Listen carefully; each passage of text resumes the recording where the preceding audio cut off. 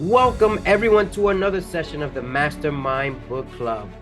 Today we are reviewing part 2 of the book Loving What Is by Byron Katie. Byron Katie is an amazing person. She went through a lot of what this book talks about. Now, in order to answer some of the most important things in this book, I just want to go over the 4 questions that she wants each of us to ask ourselves regularly. Question 1, is it true? Whatever it is that you have in life, whatever question it is that you have in life, is it true? Number 2 is, how do you know it is true? The third question is, turn it around. Once you turn it around, these are the questions. How do you know it's true? Turning it around, reference yourself instead of whoever it is you normally would reference in these questions. And then the last question would be, how do you really know that this is true the way that you would turn it around? Meaning, instead of John did it, I did it, or whatever it is that you are looking to refer. Hopefully these questions will make some light in reference to what this book is about. Gina, I'd like to call on you in reference to your first summary. Is she there? Yes, here we go. Gina? Yes. Just listening to Byron Katie, it's just one of the most amazing things. Just listening to the book and having people just go through the whole process and discovering what's really true. It was just like, I don't know, my heart was just filled with joy, just listening to these people being liberated from the things that were being held in their minds. They had these thoughts that they're supposed to do this and they're supposed to do that, and that life is supposed to go like that. So Byron is trying to tell us that in the end, what happened is that we're just fighting against what is. And when we do that, it just causes nothing else but stress. And when we're able to go through those 4 questions, and just look within to find out what our truth really is, then we are liberated. And so I'm just fascinated just listening to this book. And I have a hard copy as well here at the house, and I just love reading it and applying it. It is just like one of the most wonderful things, I think, of the century. David. Thank you, Gina. It is one of the most wonderful things of the century, for me as well. Reggie Hilliard, if you unmute yourself. I am here, Reggie Hilliard from the Mastermind Awesome. Book Club. The beautiful thing about this book is what Byron Katie tries to do. She tries to fast track you from basically the place that you are in terms of where you may be dealing with stresses and unrest and turmoil and trauma in your life, and fast track you over to a place where you can overcome that. So that's her goal. And our goal is through this examination of these 4 questions as has been mentioned. And the goal is to examine those questions for yourself and to try to unpack those questions so you can get up from that place of where you are, which may be not the best place, as I pointed out, to a place where you can actually thrive and feel fulfilled and feel, alive and well. So that's the beautiful thing about it. And it doesn't take much if you just do the work. If you just sit there and you actually ask the right questions and you actually go through the process, you can get yourself out of the muck that you're in, get yourself to a nice place on steady ground, to feel good, to feel like you're moving and thriving in your life. And that's really what it's about, to get out of that turmoil, because there's no reason to be in that place if you actually do the work that's necessary to get you out of it. Thank you, Reggie. I just muted you because you got background noise and it sounds louder than you. But Reggie has a point there. Very important that for most of us, in reference to our lives, we're going to go through a hiatus of things, but at the same time, loving what is. Martha Johnson. Better unmute yourself. No, yes. Great. You unmute yourself. Good evening, everyone.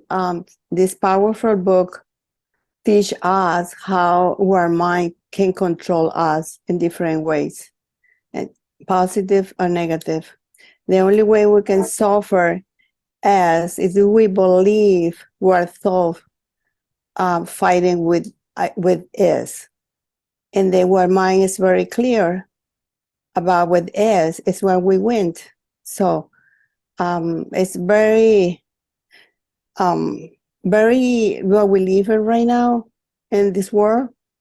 It's so many people want to control our mind in different ways.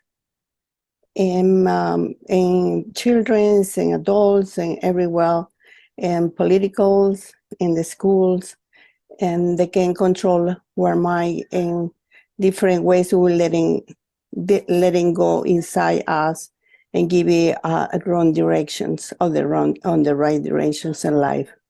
And we have to, we cannot argue with reality. We know it's three business and the universe is us, is yours and God. And try don't be in other people's business because it's not going to work. And invest in yourself, invest to learn, and invest with money. The best investment is you're looking for great books, great information, how you can control to mind better. And we find where a reality is where we'll in life find the freedom and find the true life. And everyone, and that's what I get for this amazing book. Thank you, Martha. Thank you. And that is a reality is if we search, if we seek, we will find. Charles Comer. Good evening. Good evening. In this amazing book, it talks about the work. The work is what you need to turn around.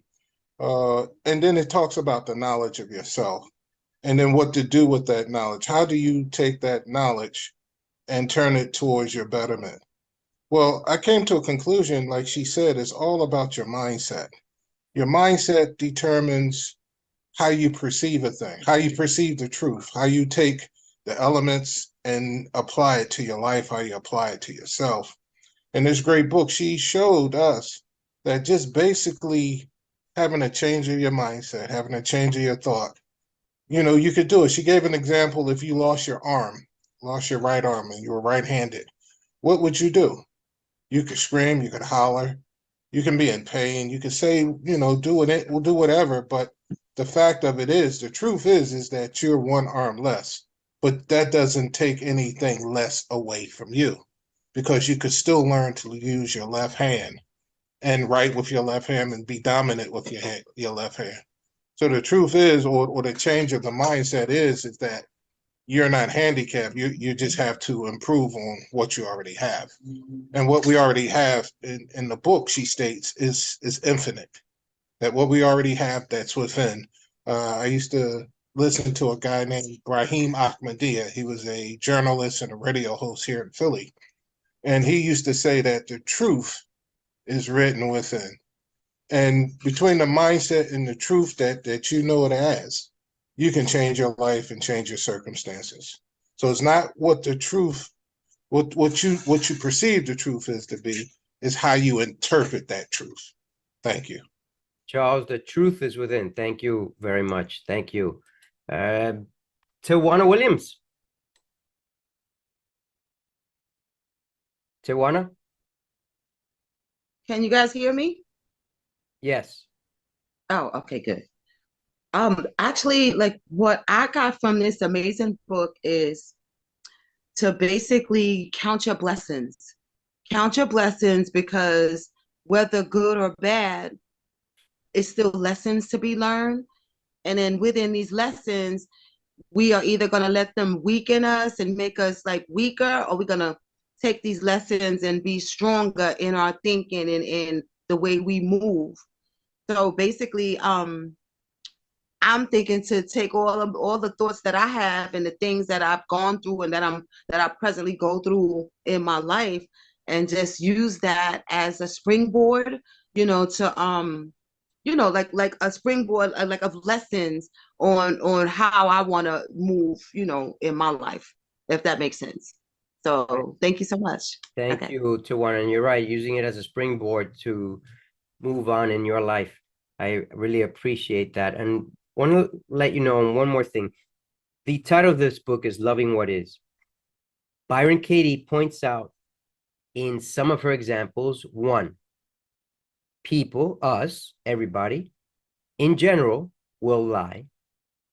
But before that, people in general, including us, will judge. Now, many of you mentioned this in one word or another. But the reality is we can judge, we can lie. And just like Steve Harvey answered a question to a woman in his audience, the woman asked, why is it that men lie? And Steve Harvey immediately said, because women cannot handle the truth. And I dare to say now that both women and men cannot handle the truth in general.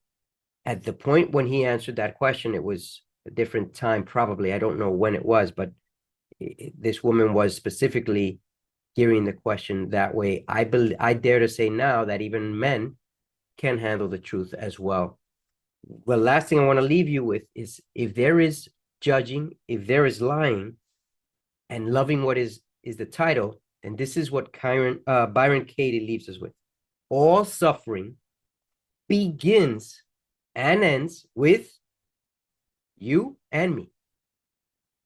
All suffering begins and ends with you and me.